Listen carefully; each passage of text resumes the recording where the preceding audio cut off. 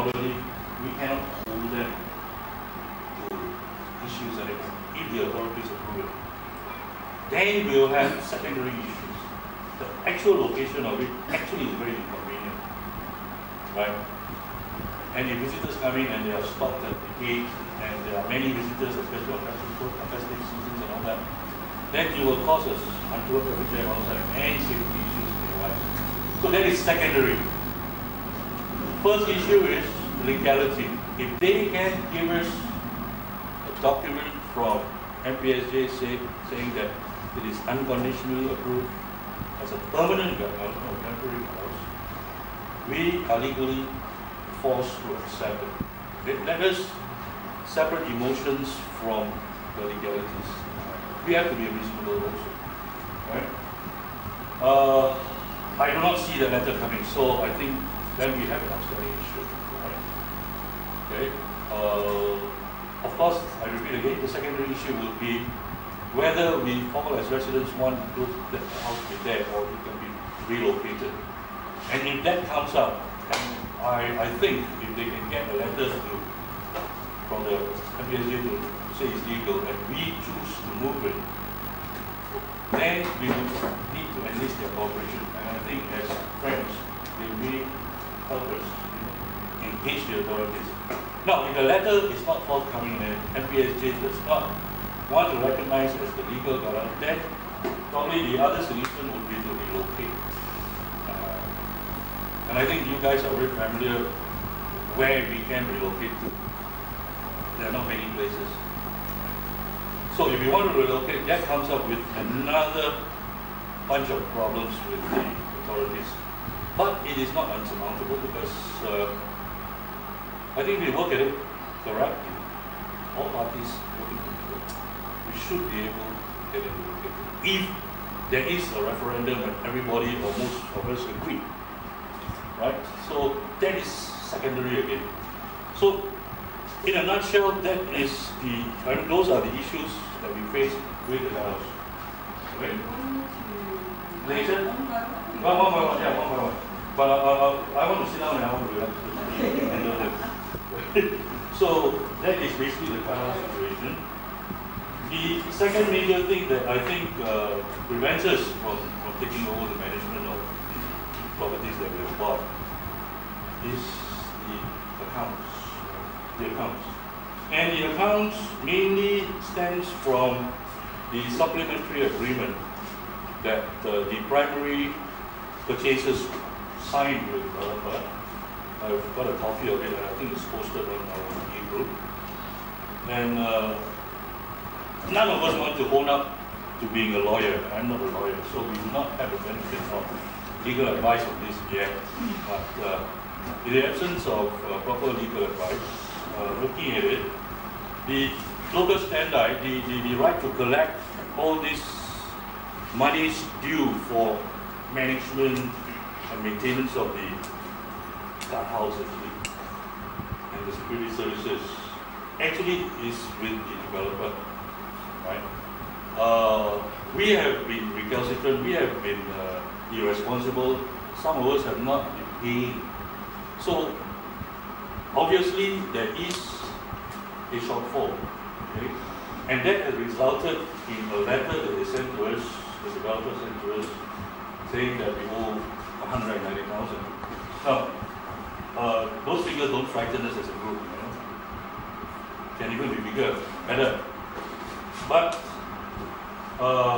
in a ballpark estimation, historical background taken into consideration, we feel that amounts collectible could be more than expenditure, rightful expenditure. That is why we ask for the accounts.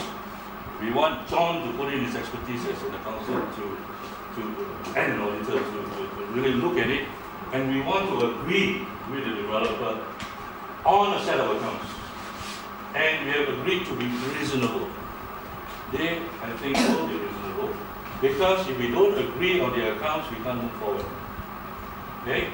We have been asking for the accounts for a long, long time. Okay?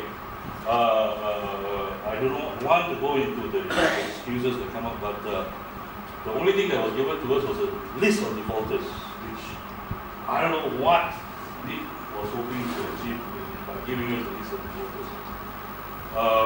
I've also written, spoken to many of the residents saying that we owe a moral obligation to you guys to help you collect it. Because after all, the services are for us. Are we agreed on that? Right? Are we agreed on that? Now, why we need to get the accounts sorted out, and why when we take over we need a good cutoff position. It's not only money collection and the money accounting. It is also the right to collect. Now, there are 390 units or so, and as an association, in the absence of a collective agreement, we can't enforce payment. So it's gonna be a few of us being disciplined, carrying, I don't know, hopefully it's not the majority of us, you know what I mean? Then you can see the property price going down because the management of the place just cannot happen. This is a very real problem. I think for me, this is the biggest issue. Guard house with them, you know? I mean, yeah, we handle the guard house, but this is a major issue. And I think on the 7th, when we had an AGM, I said the same thing. We need to have an instrument to be able to allow us to force payment. And it comes back through the legalities again of your supplementary agreement, which I saw just a line there. It is binding upon as to title and all that. So these secondary buyers, tertiary buyers may still be bound by that. And that is why when I purchased this property a few months ago, I think the vendor had to pay out the monthly charges. You guys forced it. I think that's fantastic. If you can do that, then you can actually collect the areas. We don't mind pounding the streets with you and helping you do it. Now, if it is legally possible to subrogate those rights from the supplementary agreement to the association, then it would be fantastic. Then we would have the same right to collect as them. I do not think so. I don't think it works so easily.